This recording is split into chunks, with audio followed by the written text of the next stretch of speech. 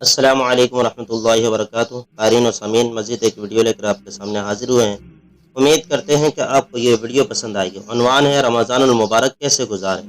اس موضوع پر چند معروضات آپ کے سامنے پیش کرتا ہوں۔ نمبر ایک، رمضان شروع ہونے سے پہلے اپنے دنیاوی مصروفات نمٹانے کی کوشش کرے تاکہ رمضان میں یکسوئی سے عبادات کا اہتمام ہو سکے۔ نمبر دو، دل میں کسی مسلمان کا کینہ و بغض ہو یا کسی سے قطع رحمی ہو تو دل صاف کر لے اور صلہ رحمی میں پہل کرے۔ یاد رکھیں، دل میں کینہ ہو اور قطع رحمی کرنے والوں کی عبادت قبول نہیں ہوتی۔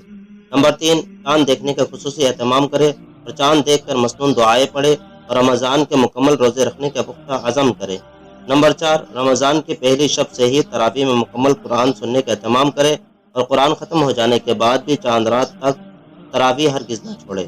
نمبر پانچ، رمضان میں ہر عبادت کا ثواب بڑھ جاتا ہے، اس لیے خوب دل لگا کر عبادات اور قرآن کی تلاوت کا اہتمام کریں۔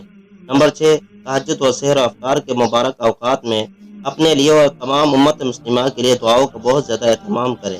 نمبر سات، صاحب استطاعت لوگ، فقراء و مساکین بالخصوص، قریبی رشتہ داروں کا مالی اعتبار سے خیال رکھیں اور صدقہ و خیرات کی کثرت کریں۔ نمبر آٹھ، آخری عشرے میں اعتکاف کرنے کی بھرپور کوشش کریں۔ نمبر نو، آخری عشرے میں شب قدر تلاش کریں اور شب قدر پانے کا بھرپور اہتمام کریں، بالخصوص طاق راتیں جاگ کر عبادات میں گزاریں۔